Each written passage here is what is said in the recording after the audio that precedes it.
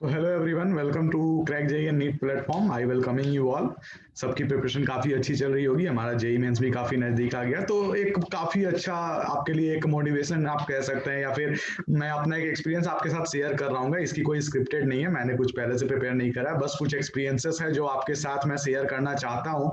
आपने थंबनेल में टाइटल भी देखा होगा कि कैसे लोगों को ड्रीम कॉलेजेस नहीं मिलते हैं। तो हम काफी लंबे समय के बाद आज मिल भी रहे हैं। इसके ऊपर काफी ज्यादा मैंने रिसर्च करा था, तो हम आज देखेंगे कि मतलब कैसे लोगों को नहीं मिल रहे होते हैं और क्या करने पे मिलते हैं, क्यों नहीं लोगों को मिलते हैं वो भी हम समझेंगे कि आखिर क्या ऐसी कुछ गलतियां हो जाती है या कहाँ पे हमसे एक मिस्टेक हो जाता है कि हमें वो चीज अपना ड्रीम कॉलेज हमें नहीं मिल रहा होता है, या फिर हम अपने ड्रीम प्लेस तक नहीं पहुंच पाते हैं। हमने सारी चीजों को अच्छे से, तो उसे हम समझेंगे अभी। और आपने एक अनाउंसमेंट वाला भी देखा होगा जो आपके लिए सरप्राइज था कि कुछ बढ़िया होने वाला है 2 फरवरी को, तो उसके लिए आप इस चैनल को सब्सक्राइब कर दीजिए और इसके बेल आइकन को जरूर प्रेस कर दीजिए, क्योंकि 2 फरवरी को इस पे एक बहुत ही अच्छा कंटेंट आने वाला है जो कि मतलब बहुत ही सही होगा। तो आप इसे सब्सक्राइब कर दिए, इसकी लिंक डिस्क्रिप्शन बॉक्स में दी गई है। एंड चलिए आज के सेशन को हम शुरू करते हैं। ये हमारा सरप्राइज था जो मैं आपको बता दूं, 2 फरवरी को आप जुड़े रहिएगा और कुछ शानदार होने वाला है उस दिन। तो चलिए आज के हम अपने प्रेजेंटेशन को चालू करते हैं और फिर हम देखते हैं।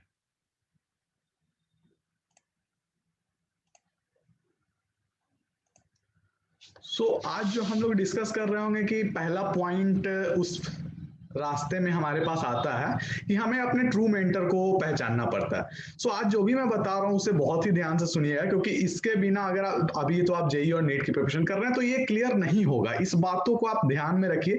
क्लियर करने का मतलब ये बिल्कुल नहीं होता है कि आप जेई एडवांस के लिए क्वालिफाई हैं। क्लियर करने का मतलब इतना होता है कि आप एनआईटी या फिर कोई अच्छी आईआईटी जा रहे हो, या फिर आप अपने कोई भी ड्रीम कॉलेज में जा रहे हो, ये होता है मतलब। तो आपको यहाँ पे क्या होता है, तो फाइंड योर ट्रू मेंटर। अब मैं इस पॉइंट को क्यों बोल रहा हूँ कि ट्रू मेंटर वाला पॉइंट, तो दरअसल इस पॉइंट के पीछे एक लक्ष्य, मतलब आप लोग जैसे डिफाइन भी करते हैं कि अच्छे टीचर एंड नॉट सो अच्छे टीचर, तो आखिर दोनों में डिफरेंस क्या है कि सर अच्छे टीचर क्या है और नॉट सो अच्छे टीचर क्या है। तो अच्छे टीचर वो जिनसे आपकी फ्रीक्वेंसी मैच करते हो, जो जिनकी पढ़ाई गई चीजें आपको कंटेंट रिलीवेंसी लगे, तो वो एक अच्छे टीचर वाली खूबियां होती है। एंड डोंट सो अच्छे टीचर, जैसे कि आपको बहुत सारे टीचर्स मिल जाएंगे या फिर बहुत सारे यूट्यूबर्स आपको मिलेंगे कि आप हमसे पढ़िए, आपकी इतनी रैंक गारंटीड आएगी। तो ये जो भी बोल रहे होते हैं वो आपको बेवकूफ बना रहे होते हैं, क्योंकि हम मानते हैं टीचर्स की भूमिका होती है, बट कोई आपसे प्रॉमिस नहीं कर सकता कि कितनी रैंक आप लाओगे।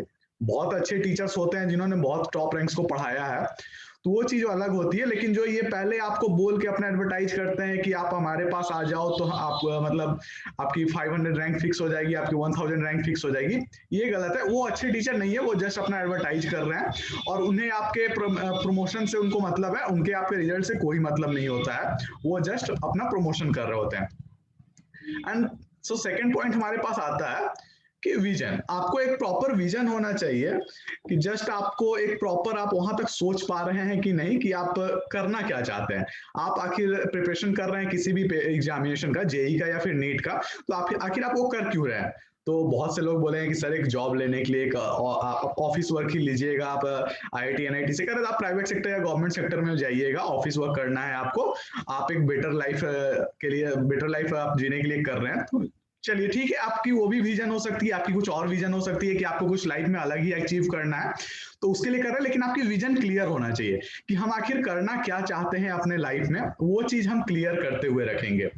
दूसरी बात, तो जब आपको अपने ट्रू मेंटर मिल गए हैं, सेकंड आपने अपना विजन पहचान लिया है, थर्ड, अब now the third point is leave late night study. ये बहुत जरूरी है। मतलब आप जेई की प्रिपरेशन कर रहे हो, नीट की प्रिपरेशन कर रहे हो, किसी भी एग्जामिनेशन या कॉम्पिटेटिव एग्जाम का प्रिपरेशन कर रहे हो, आप लेट नाइट स्टडी करना छोड़ दीजिए, क्योंकि उस टाइम हमारे पास डिफिशियंसी बहुत ही कम होती है। ये मैं अपने वीडियो में अभी दोबारा मैं अभी कह रहा हूँ कि लेट नाइट स्टडी को कम करने की कोशिश कीजिए। आप 10:30 11:30 10:30 तक आप पढ़िए, उसके बाद आप सो जाइए। लेट नाइट स्टडी को मिनिमाइज कीजिए। सेकेंड थिंग, इसमें बहुत इंपॉर्टेंट पॉइंट है जो कि आजकल बहुत तेजी से ग्रो कर रहा है, वो क्या है, try to minimize your time to watch reels और any 15-20 seconds video on social media. ये इतना ज्यादा अभी के स्टूडेंट्स और किसी भी कॉम्पिटेटिव एग्जाम के स्टूडेंट के लिए इतना ज्यादा ये हार्मफुल है, आपको ये अभी पता नहीं चलेगा। आपको लग रहा है आप 15 या 20 सेकंड की कोई वीडियो देख रहे हैं, नहीं, उस वीडियो को देखने से आपके अंदर की डोपामिन लेवल इतना ज्यादा इंक्रीज कर जाता है कि वो वीडियो फिर आपको वहां से डिस्ट्रैक्ट करके आपके पढ़ाई पे मन ही नहीं लगेगा। जब आप वापस आओगे तो यहाँ तो एक पेज को आपको देखना है 20 से 25 मिनट, वो आपको अपने आपके ब्रेन को उतना देर वहां पे प्रॉपर वर्क करने देगा ही नहीं। तो ये जो रील्स वाली जो सिस्टम है अभी सोशल मीडिया पे, ये काफी बेकार सिस्टम है। आप इसे मिनिमाइज करें, धीरे धीरे करें, और अगर आप देखते भी हैं तो आप ये इंश्योर कीजिए कि वो बिल्कुल फिल्टर्ड और लिमिटेड मटेरियल में आप उसे देख रहे हो। बिल्कुल आपको जो देखना है आप वही देख रहे हैं, कोई इधर उधर की चीजें नहीं। एंड उसे मिनिमाइज कीजिए। उसे अगर आप अभी 2-3 घंटे देखते हैं, जैसे आजकल का तो शेड्यूल होता है कि आप सुबह में 2 घंटे देख लिए, शाम में 2 घंटे देख लिए, तो फिर वो बहुत ही ज्यादा कचरा आपके दिमाग में बेसिकली भर जाता है। तो आप इसे रिड्यूस करिएगा। तो इसे धीरे धीरे आप कम करते जाइएगा। अचानक से कोई भी चीज नहीं होती है, तो वो आप धीरे धीरे रिड्यूस कीजिएगा, तो वो काफी अच्छे से एग्जीक्यूट हो जाएगी। Now we have our fourth point, competitiveness and self improvement driven mind.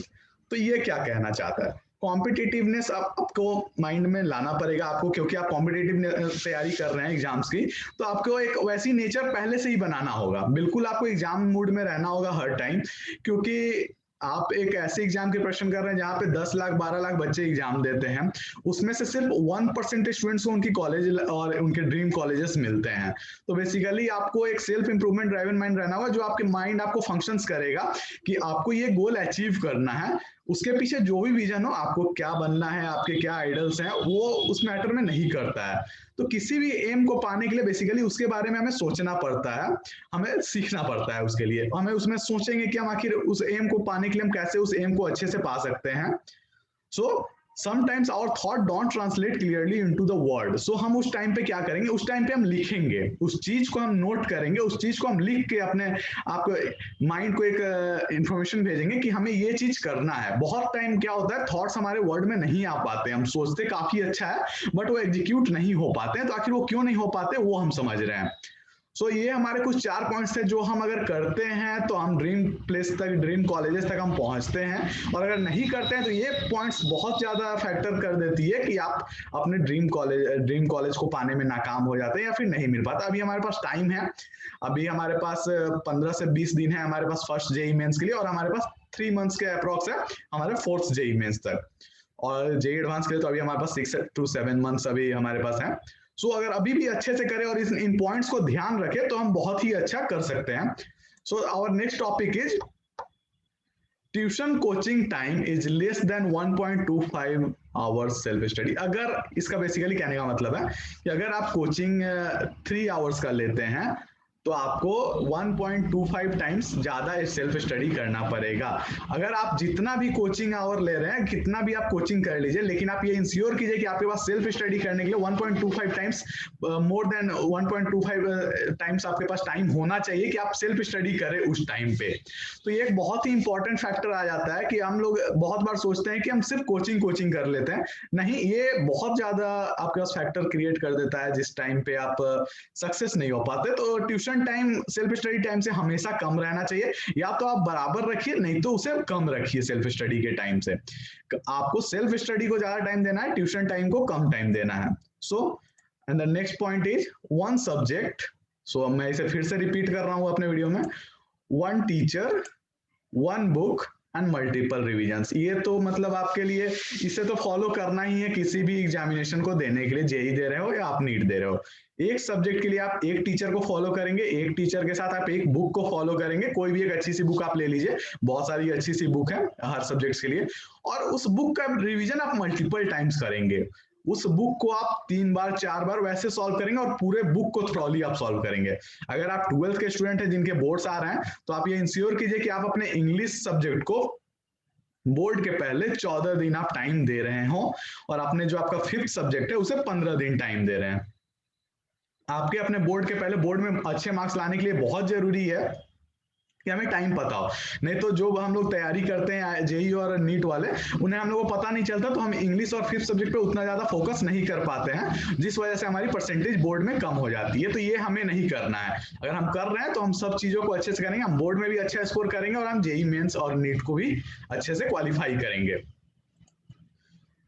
So now the backlog, the main problem of everyone. In fact सभी स्टूडेंट्स का ये प्रॉब्लम होता है कि अगर हम बैकलॉग कैसे दूर करें।